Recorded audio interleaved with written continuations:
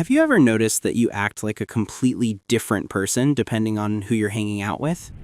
It's almost like you have a different software version for every friend group. Most of us think we choose our friends based on chemistry or just how long we've known them, but psychology suggests something a bit deeper. The people around you aren't just your friends, they are the social scaffolding of your identity. They help hold up the person you are right now, and that's great until you try to change. Think of it like a thermostat. In psychology, we call this social homeostasis.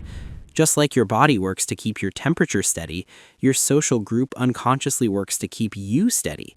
When you start to grow or change your habits or get ambitious, the group often tries to pull you back to your original setting. Not because they're mean, but because they're comfortable with the old you. To see how this works, we need to look at the different roles people play in our lives. Number 1, the time capsule. This is the friend from high school or college. When you're with them, you feel like you're 17 again. You tell the same jokes and talk about the same glory days. There's a lot of warmth here, but there's a catch. They don't see who you are now, they only see who you were. While that feels safe, it can keep you tethered to a version of yourself you've actually outgrown. Number 2, the mirror of chaos. We all have that one friend whose life is always a bit of a mess.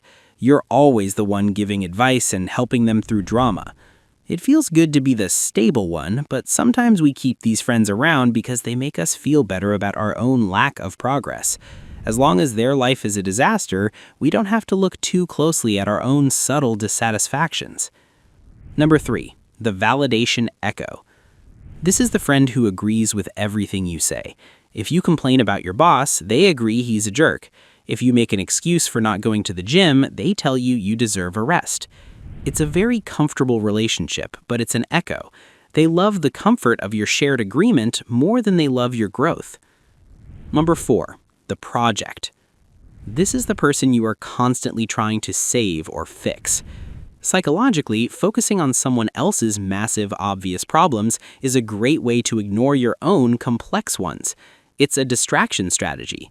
We play the role of the mentor so we don't have to play the role of the student in our own lives.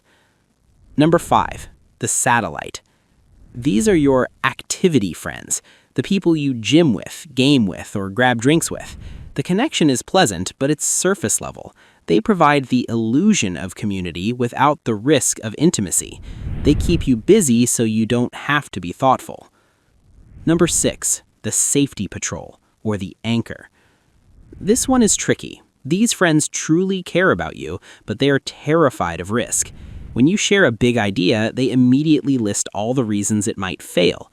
They aren't trying to hurt you, they're trying to keep you safe. But in their world, safe usually means staying exactly where you are. Number 7, the true north.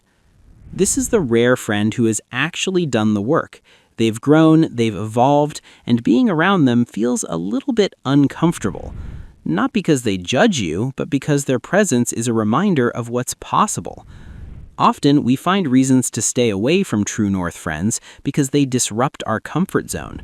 But these are the people who actually expand our thermostat setting. The takeaway. The truth is, you can't out-hustle a social environment that is committed to your old self.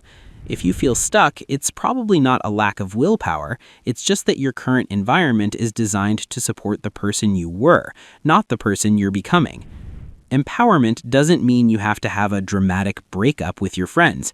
It just means you need to be aware of the price of each relationship. When you stop playing the old role, your social circle will naturally shift. Some people will be inspired to grow with you, and others might drift away. And that's okay. You aren't being disloyal by evolving. You're just finally letting your environment catch up to who you actually are.